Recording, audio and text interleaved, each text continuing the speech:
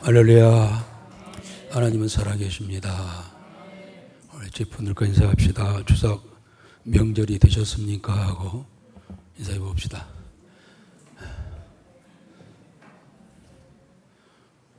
얼굴들이 이렇게 환한 거 보니까요, 많이들 드셨네.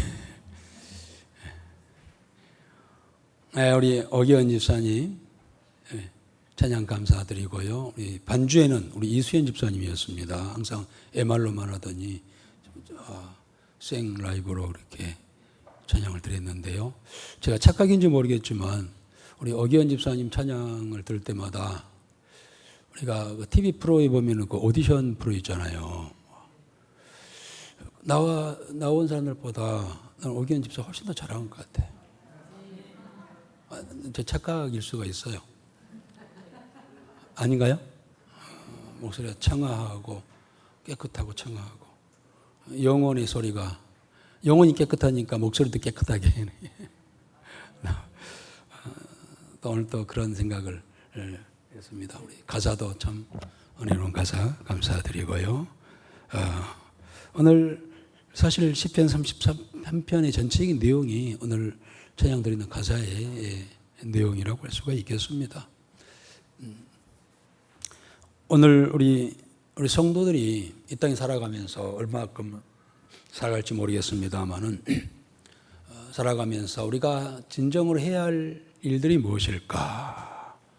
뭘 해야 될까? 우리 성도들은 물론 바울 사도는 항상 기뻐하고 쉬지 말고 기도하고 범사에 감사하라고 이렇게 이야기하고 있죠. 우리 성도들이 해야 할 평생 해야 할 일이라고 이렇게 이야기하고 있고요. 예수님은 뭐라고 하셨을까요? 물론 서로 사랑하라. 그리고 복음을 만민에게 전하라.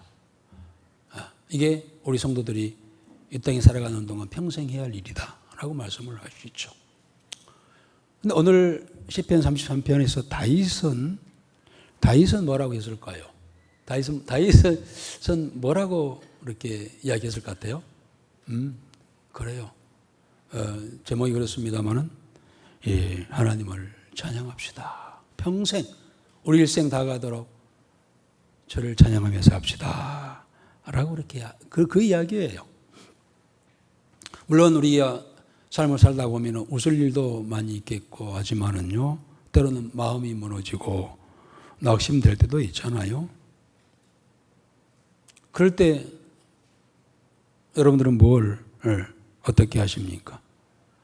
여전히 다윗은 그때도 우리가 해야 할 일은 하나님을 찬양하는 일이다 라고 이렇게 얘기하고 있어요.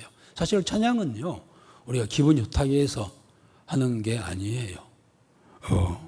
성도들이 마땅히 믿음으로 드리는 그런 믿음의 고백이 찬양인 줄 믿습니다.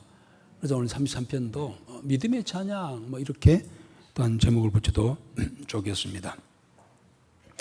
오늘 33편에서 다윗은 하나님을 믿는 자들이 부르는 찬양의 노래 중에 요약해 보면은 크게 세 가지를 이야기하고 있어요.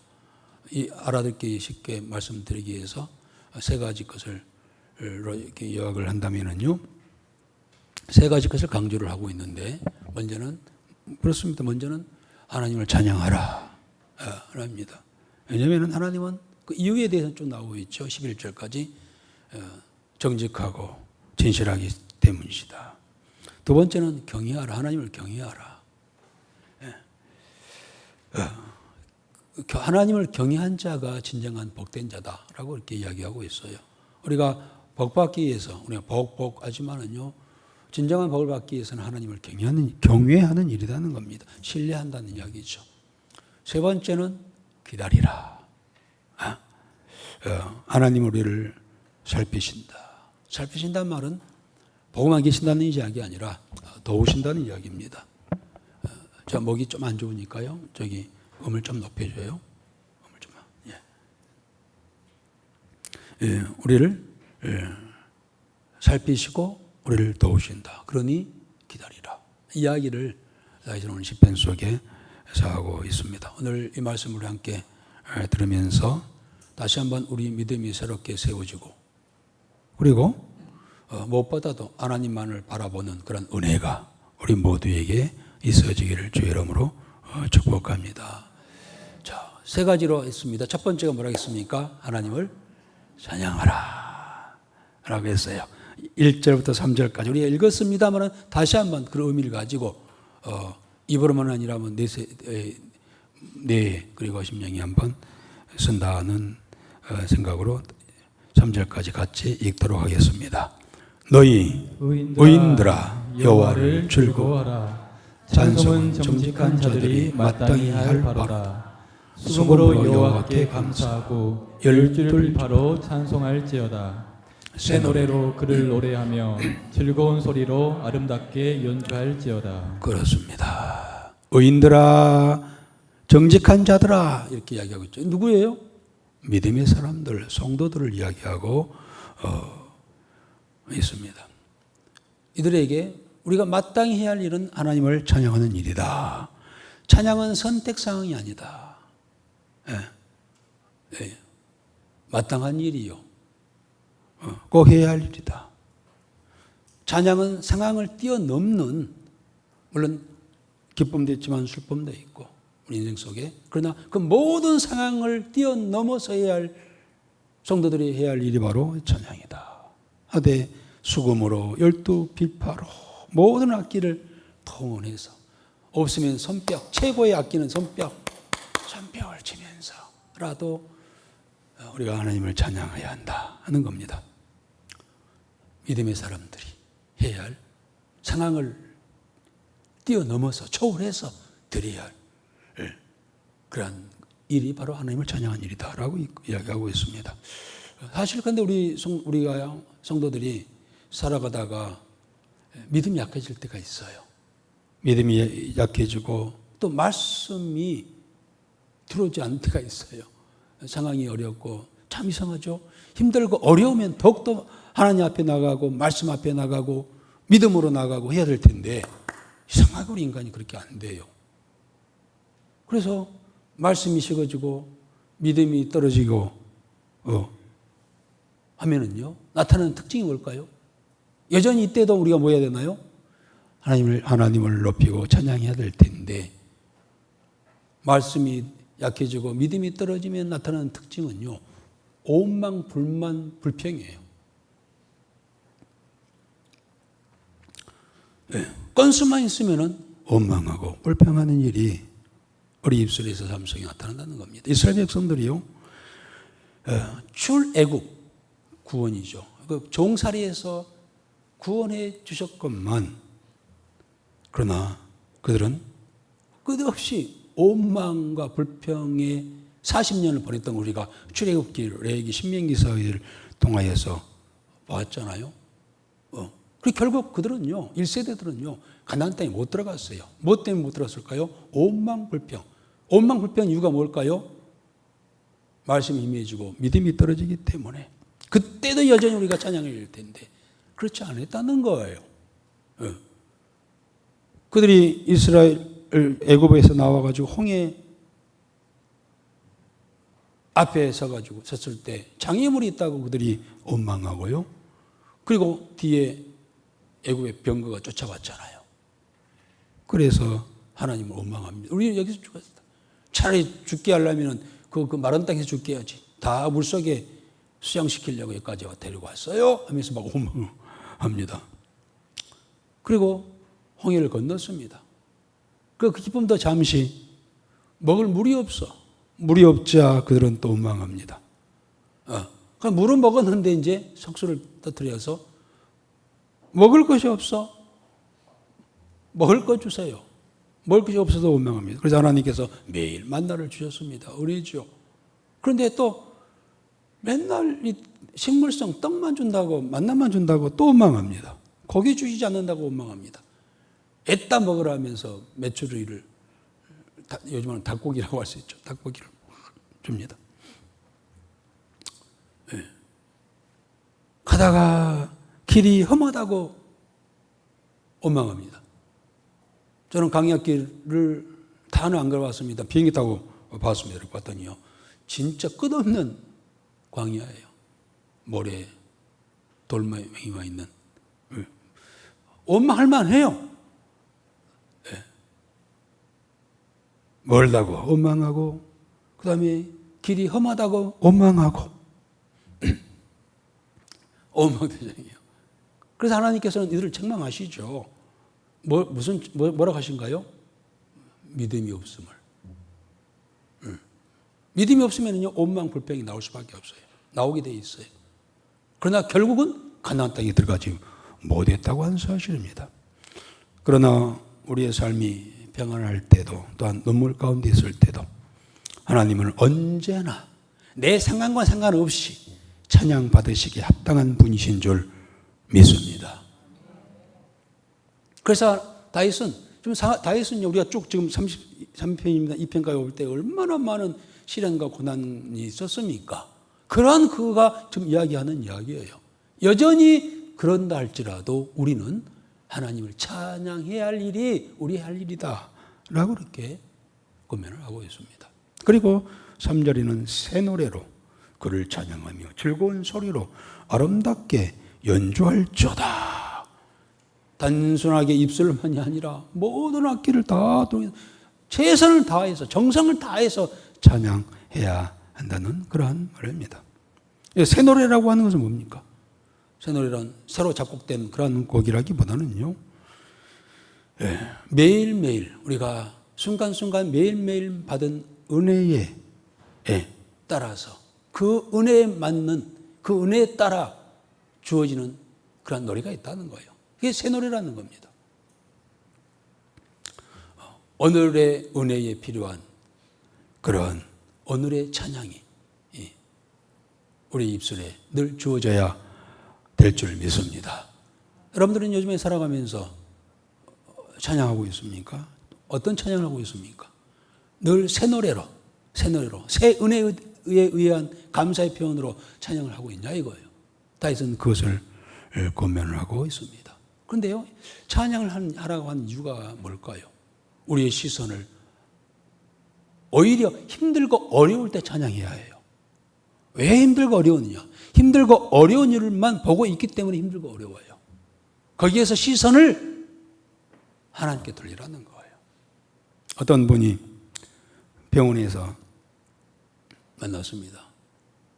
그분이 병이 입원했다고 하는 것은 병이 깊어졌다는 거 아니겠습니까? 병이 깊어짐으로 눈물도 많아졌어요. 그런데 이상하게 그곳에서 하나님을 찬양할 때마다 마음이 평안해진다는 거예요. 대부분 그러한 이 병이 와가지고 병원에 가서 입원할 정도라면 얼마나 힘든 그런 상황입니까? 당황하기도 하고. 그러나 정리를 하죠. 믿음의 성도들은 거기에서 정리를 합니다. 그래? 내가 비록 몸은 병들어서 병실에 있지만 내가 할 일은 역시 하나님을 찬양한 일이야. 그리고 찬양을 드릴 때 찾아온 것은, 주시는 은혜는 마음의 평안이었다고 하는 겁니다. 물론 찬양이 육신의 고통은 제하지 못한다 할지라도 우리의 시선을 하나님께 돌리는 그런 역할을 하게 됩니다. 그리고 하나님을 바라볼 때 주시는 은혜는 평안인데요, 평안이 내게 올 때부터는요, 그때부터는 질병의 치료가 시작이 되는 줄 믿습니다. 아멘. 누구나 병이 날 수가 있어요. 병이 들어서 입원할 수도 있어요. 거기서 한탄만 하고 왜 하필이면 나에게 이런 일이 하면서 그렇게 생각한다면 병이 더 깊어져.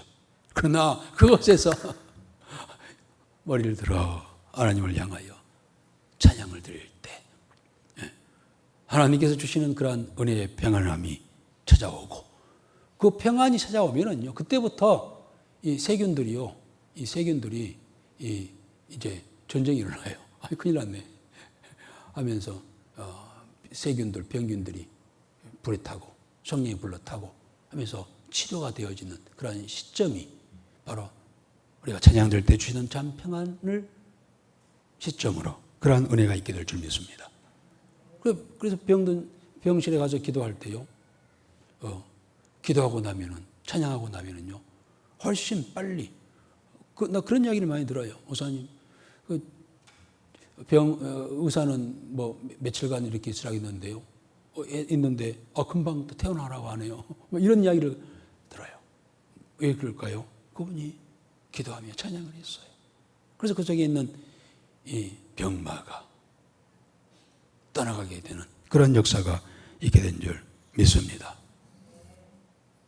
오히려 고통 속에, 질병 가운데, 환난 속에 드려야 할 것이 바로 하나님을 향한 찬양인 줄 믿습니다.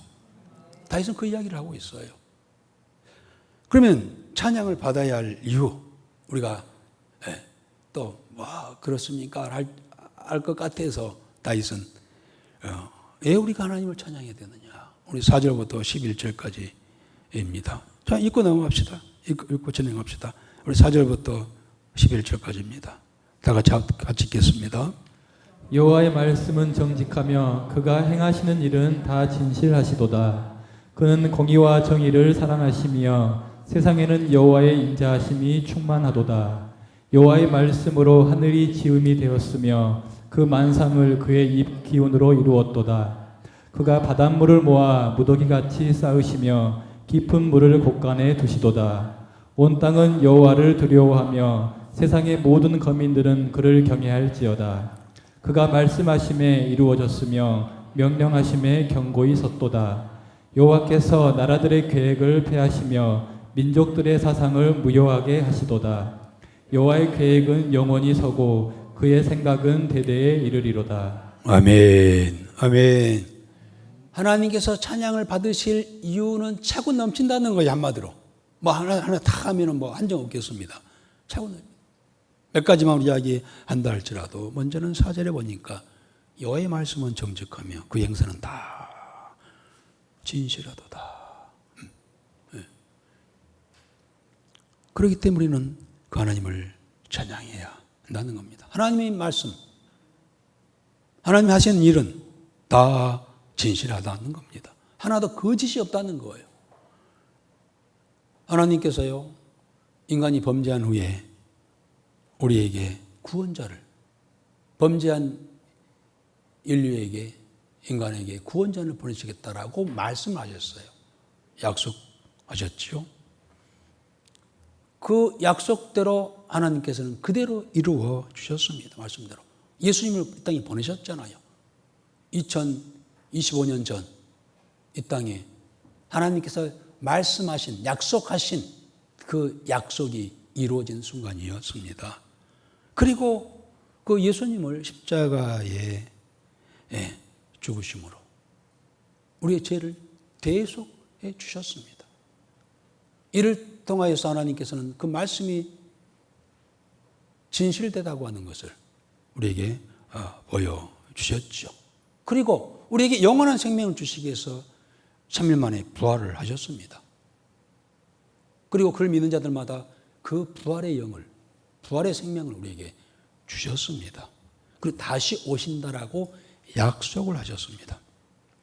하나님의 말씀은 진실하죠. 그 진실된 그 말씀대로 예수님은 다시 반드시 이 땅에 오실 줄 믿습니다.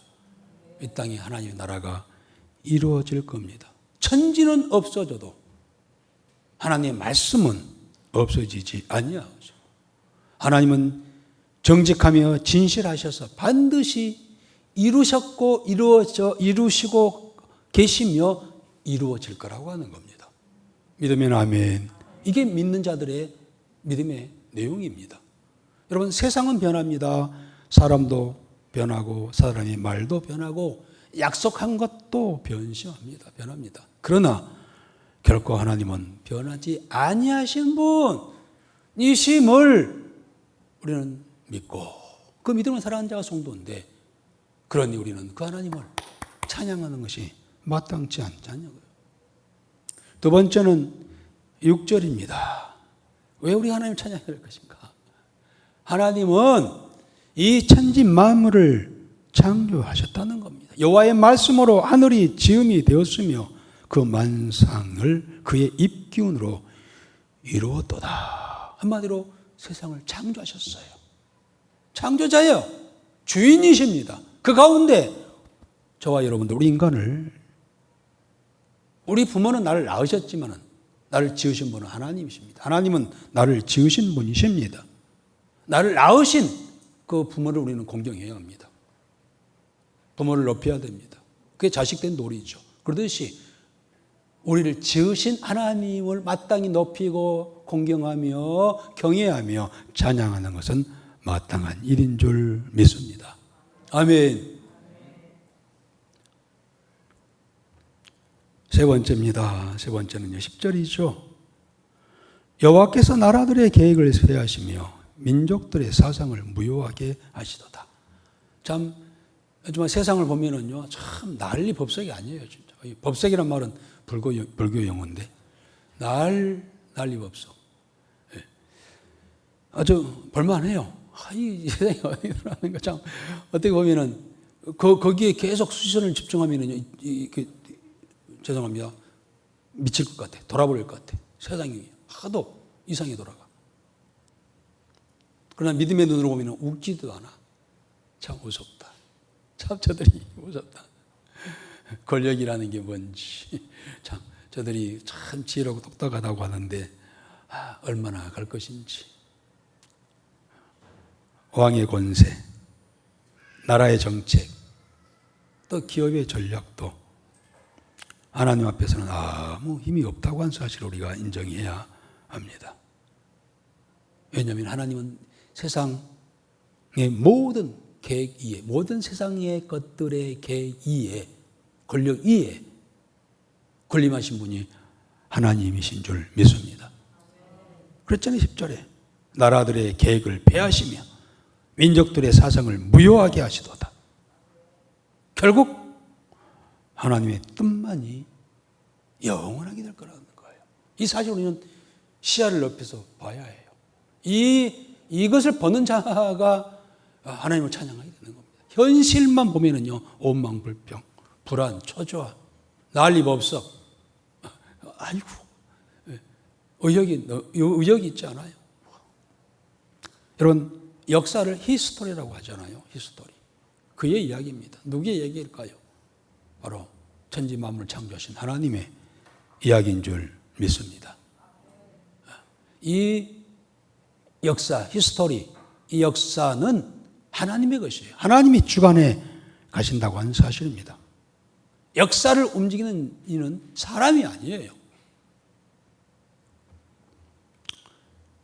이 세상에는 사람의 의지가 있고요, 사단의 의지가 있어요.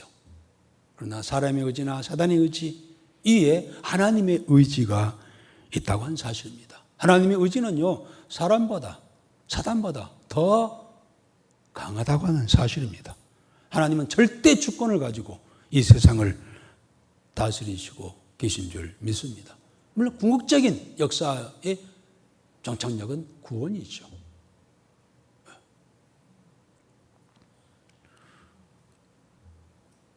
그 구원을 이루신 그 하나님을 우리는 찬양해야 할 이유요, 마땅히 성도들 이 사실을 알고 믿는 자들이 해야 할 것이 바로 그 하나님을 높이고 찬양하는 일이라고 하는 사실입니다. 우리는 이 말씀 앞에서요, 우리 이제 그 안에 우리가 있잖아요. 개인이 있잖아요. 우리가 해야 할 일은 역시 우리의 삶의 계획을 우리가 세워 나간 것 같지만은요, 현명한 믿음의 사람들의 삶의 방법은 우리의 계획을 하나님께 맡겨 드리는 일인 줄 믿습니다. 그래서 우리가 늘 기도하잖아요. 내 뜻이 아니라 하나님의 뜻대로, 주의 뜻대로, 내 생각, 내 길이 아니라 주의 길로 인도하옵소서 라고 기도를 하고 찬양 속에 그런 가사들이 많이 있잖아요. 해놓고는 다 자기 생각, 자기 계획, 자기 길, 자기 뜻대로 살아가잖아요. 그래서 실패와 낭패가 그 앞에 다스리고 있는 것이죠. 한 성도가 사업에 실패를 했습니다. 모든 것이 무너졌습니다.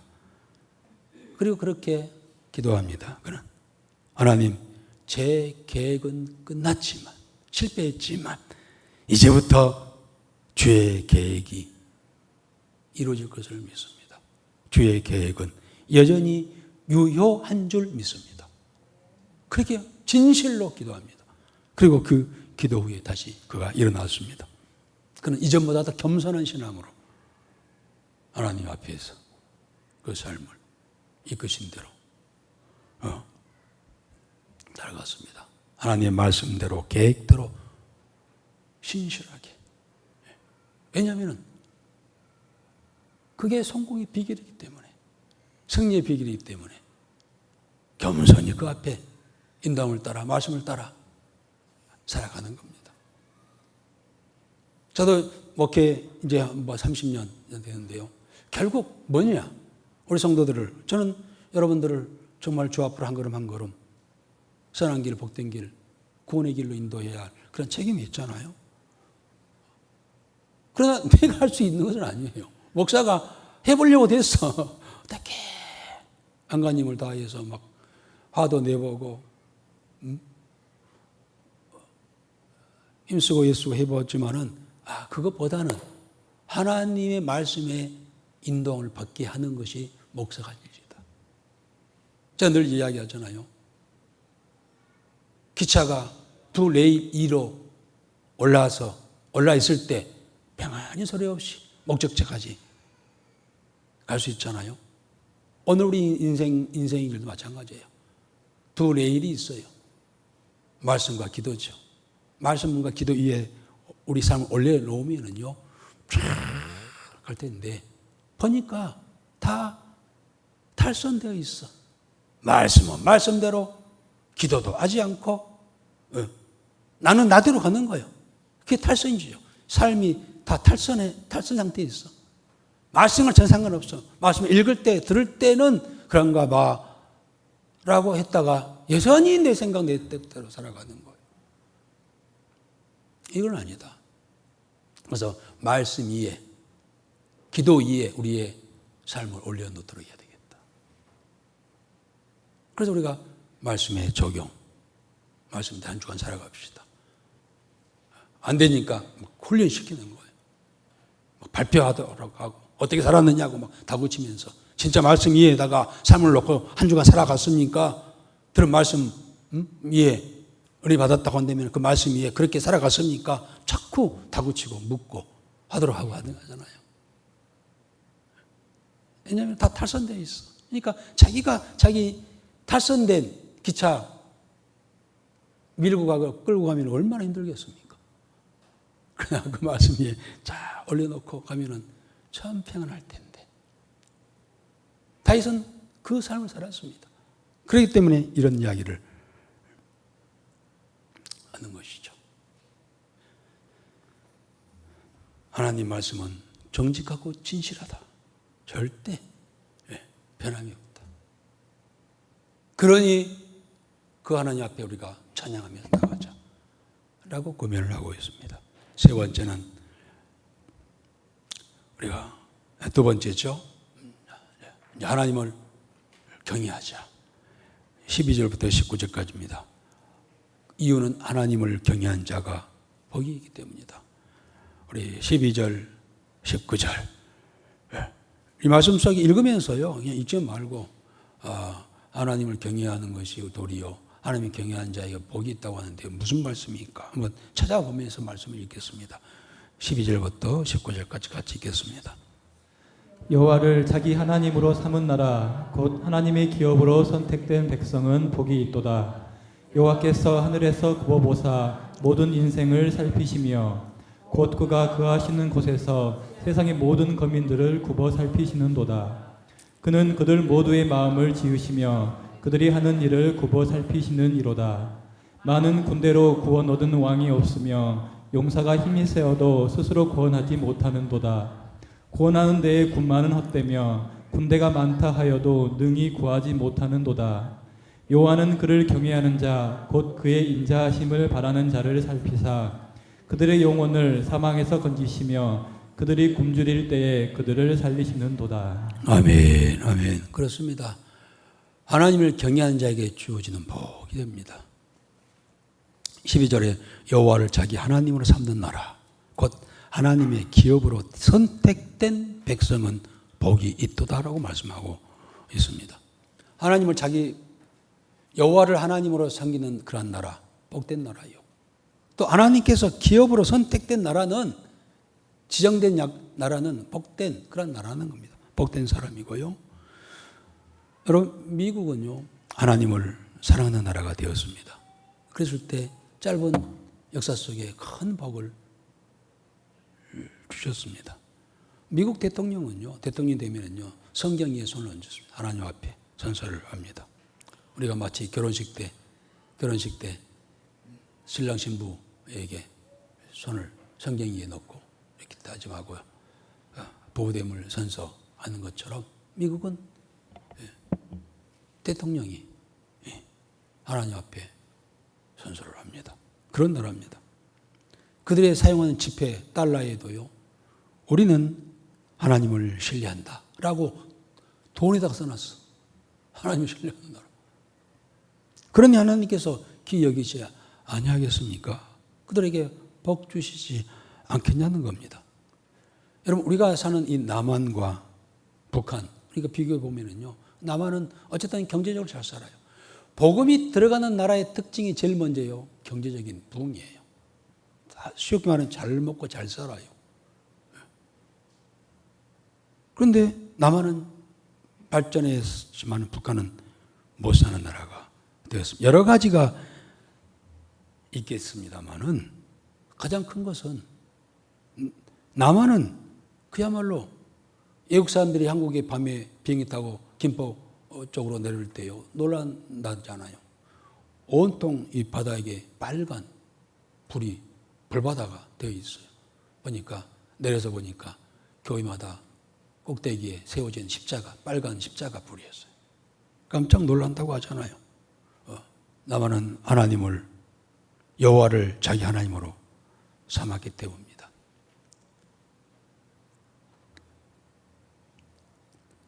그러나 어떻게 남한은 늘 해마다 흉년이 들어가지고요, 곡식을 쌀 데가 없을 정도입니다. 그러나 북한은 해마다 흉년이 듭니다. 올해 보니까 올해 작황이 좀 더 예년에 비해서 좀 나아졌다고 합니다. 올해. 그러나 여전히 극심한 식량 부족에 있습니다. 무슨 차이일까요? 북한은요, 예수 믿는 자들을 쫓아냈습니다. 6.25를 통해서 6.25 때 온통 목사들이 다 남한으로 남하를 했습니다. 그래서 교회를 세웠습니다. 한때는 평양이 동양의 그런 예루살렘이라 할 정도로 얼마나 복음이 강했습니까? 그런데 사회주의, 공산주의가 들어오면서 목사들을, 교회를 다 불태우고 문 닫게 하고 목사들을 다 잡아들였습니다. 그래서 6.25를 통해서 다 도망 나왔죠. 우리나라는 국회 처음에 시작할 때 이승만 대통령은 국회에 먼저 하나님께 기도하라고 하고 시작하라고 그렇게 하였습니다. 우리나라는 기독교 인구가 급격하게 증가되고 선교사를 파송하는 그런 나라가 되었습니다. 우리나라가 1000만 기독교인이 되었고요. 그리고 세계 제2 번째로 해외로 선교사를 파송하는 그런 나라가 되었죠. 가만히 보니까 지내놓고 보니까요, 세워진 교회당 숫자 그리고 선교사 파송한 숫자만큼 우리나라의 경제성장, GNP가 올라갔습니다. 우리나라는 여러 가지 면에서 복받을 만한 그런 나라는 아닌 것 같습니다. 그러나 하나님께서 교회가 세워지고 선교사를 파송하고 그러면서 하나님께서는 이 땅에 경제적인 부유함을 주셨다고 하는 겁니다. 지금 80년 동안 전쟁이 없는 평안의 그런 시대를 보내왔습니다. 제가 찾아봤습니다. 우리나라 역사에 전쟁이 얼마나 있었을까? 5000년으로 했을 때요, 5000년 동안 약 900번의 침략을 받답니다. 주로 중국이지만 5000년 역사 속에 900번의 침략, 전쟁이 있었다는 겁니다.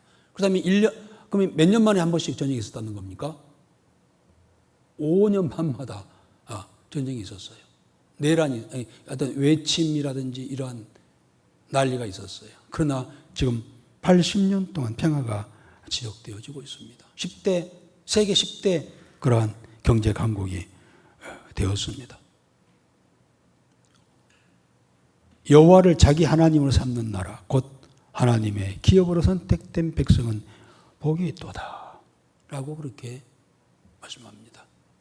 여전히 우리나라는 여러 가지 위험 속에 도사리고 있지만 그러나 여전히 여호와를 하나님으로 우리가 섬긴다고 한다면 그리고 교회가 세워지고 복음이 증거되고 선교사가 파송되는 동안 하나님께서 이 나라 이 땅을 지키시고 복되게 하실 줄 믿습니다.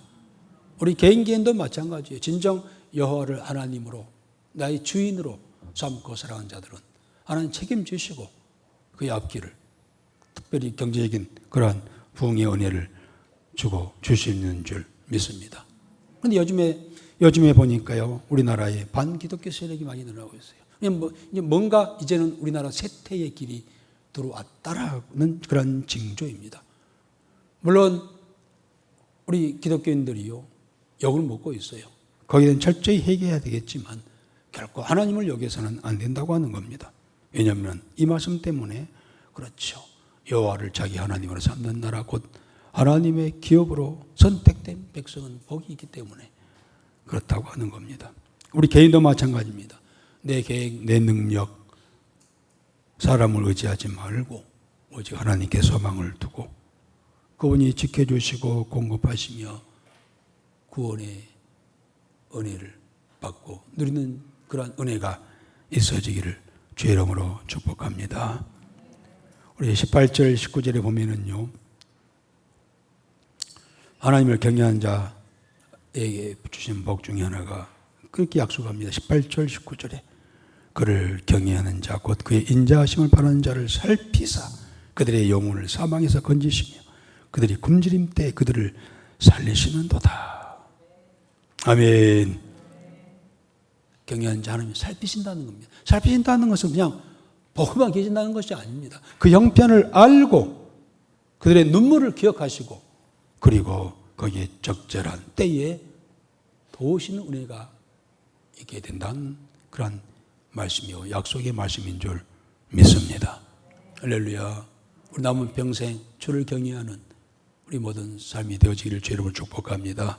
그러니 기다리라 라고 말씀을 결론적으로 하고 있어요. 20절 22절입니다. 같이 읽겠습니다. 우리 영혼이 여호와를 바라며 그는 우리의 도움과 방패시로다. 우리 마음이 그를 즐거워하며 우리가 그의 성호를 의지하였기 때문이로다. 여호와여, 우리가 주께 바라는 대로 주의 인자하심을 우리에게 베푸소서. 아멘. 다시 마지막에 이렇게 고백합니다. 하나님은 우리의 도움과 방패시로다 라고 했습니다. 우리 흔히 그렇게 고백합니다. 나는 하나님을 믿습니다. 그렇습니다. 그럼 그 믿음, 그러나 진짜 믿음은요, 하나님을 기다리는 것이 진짜 믿음인 줄 믿습니다. 때로는 기도의 응답이 늦을 때가 있고요. 때로는 길이 막힐 때도 있고요. 뭔가 잘못된 듯한 그런 상황이 우리에게 오기도 합니다. 그러나 그때도 하나님을 바라보는 것이 믿음인 줄 믿습니다. 22절이죠. 여호와여, 우리가 주께 바라는 대로 주의 인자하심을 우리에게 베푸소서.